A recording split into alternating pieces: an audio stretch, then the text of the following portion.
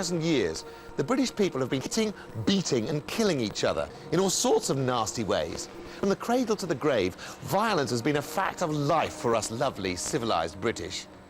But why did violence play such a big part in the everyday lives of our ancestors? How did it shape the society in which they lived? Yeah, but before we get all high and mighty about this, what about us? Would we, us 21st centuryists, be as violent as our ancestors if we didn't have laws to stop us?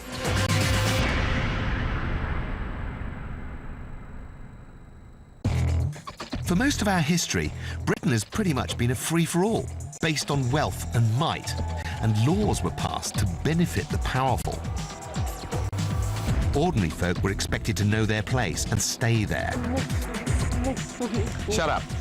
The chief instrument for keeping everyone in their place was violence, and no one was exempt. Men, women, or children.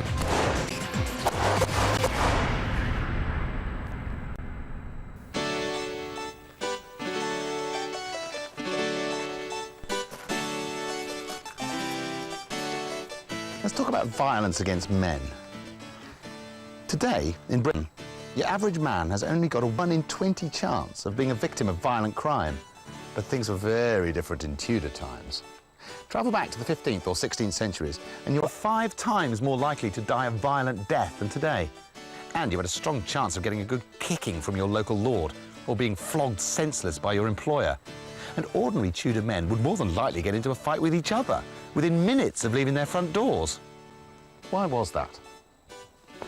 The Tudors had a very complicated system of being violent to each other, and it was all to do with status. Let me tell you a real story.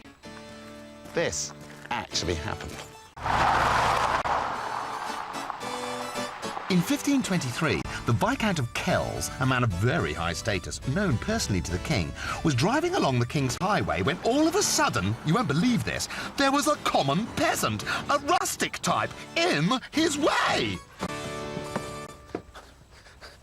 So the Viscount got out of his carriage and he went up to the bloke and gave him a bloody good severe beating with his cane until the frightful little inbred country type came around to his point of view about whose right of way it was.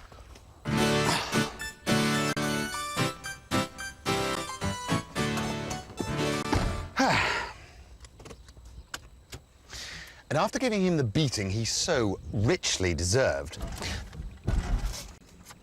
the man died. This was a bit awkward. Even in those days, you couldn't just wander around killing people. And the Viscount was brought before the House of Lords under a charge of murder. Not a problem for our Viscount, though. He told the king that it wasn't his fault. He was merely retaliating to the fact that a peasant had got in his way and wouldn't get out of his way. Well, the king was shocked. This was, and I quote, a frightful affront. It was very, very great provocation and downright insolence. So the king pardoned him, and quite right, too.